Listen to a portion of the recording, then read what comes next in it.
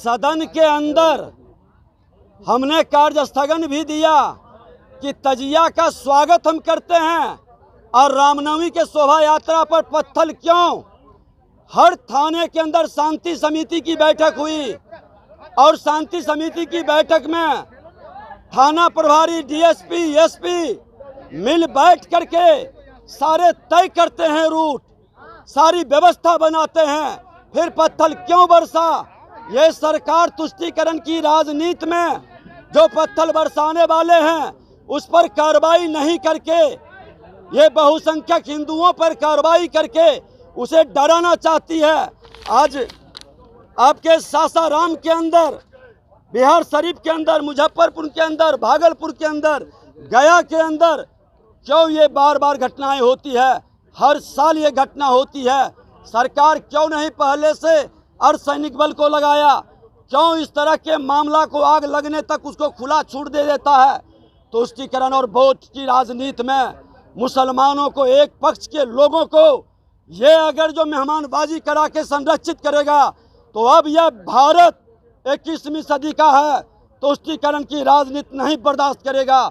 सबको समान अधिकार है और समान रूप से सबका सुरक्षा की जिम्मेवारी सरकार की है।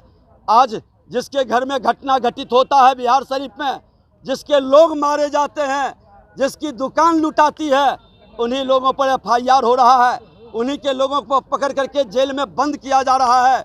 उच्च पद पर बैठे हुआ एक पदाधिकारी यहाँ खोल करके अल्पसंख्यकों को संरक्षित, मदरसों को संरक्षित और खुल करके आतंकवादियों का पनाहगार उस मदरसे के अंदर होता है। हाई कोर्ट ने जब जांच का आदेश दिया, सरकार से हमने सदन में जब पूछा क्यों नहीं जवाब दिया, NIA से क्यों नहीं जांच करा रही है। आज बम बनाते हुए सासाराम में जो घायल हुए हैं कौन है।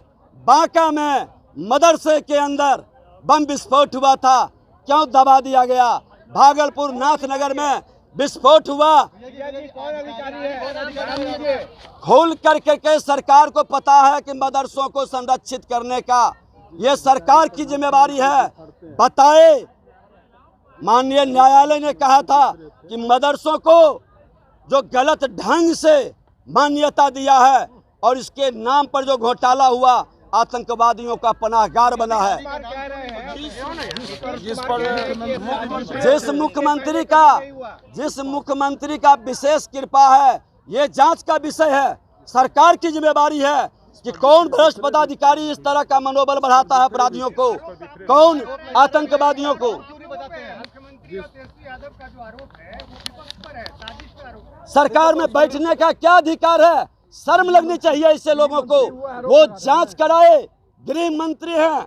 जब हर बार रामनवमी का शोभा यात्रा निकलता है, शांति समिति की बैठक होती है, सरकार पूरी सजगता की तैयारी करती है, फिर ये घटना घटा जिम्मेवारी लेनी चाहिए, इनको इस्तीफा देना चाहिए नैतिकता के आधार पर। आप आरोप लगा रहे हो तो अधिकारी का नाम क्यों नहीं बता रहे? मुख्यमंत्री जानते हैं, बार बार मैं पद की गरिमा रखने के लिए नाम नहीं ले रहा।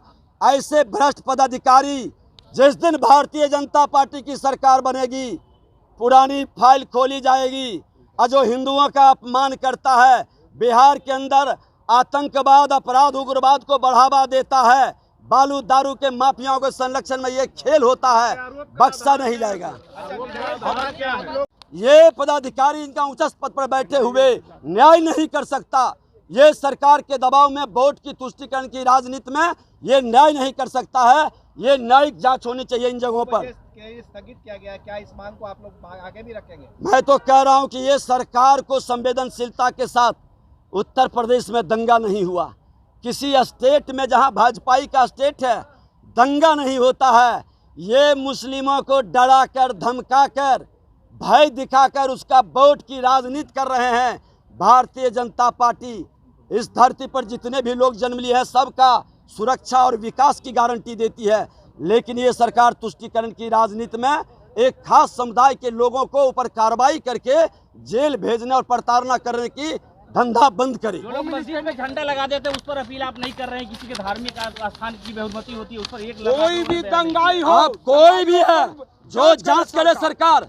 ये तो अपने घर में भी बता रहा था बिहार शरीफ और सासाराम में कि बम भी फोड़ते हैं, गोली भी चलाते हैं और खुद आग लगा करके रोना भी रोते हैं। ये दोहरा चरित्र नहीं हमारे चलेगा। गृह मंत्री ने स्पष्ट कर दिया है कि जो भी दंगाई हो उसको पकड़ो और उसे कठोर से जिला नालंदा बिहार शरीफ जल रहा है और वो वहाँ पाठे का बलि दे करके भोज कर रहे हैं। शर्म लगनी चाहिए ऐसे लोगों को, सत्ता में बैठे हुए लोगों को, कि हमारा बिहार लहक रहा है, जल रहा है और नीरव बांसुरी बजा रहा है।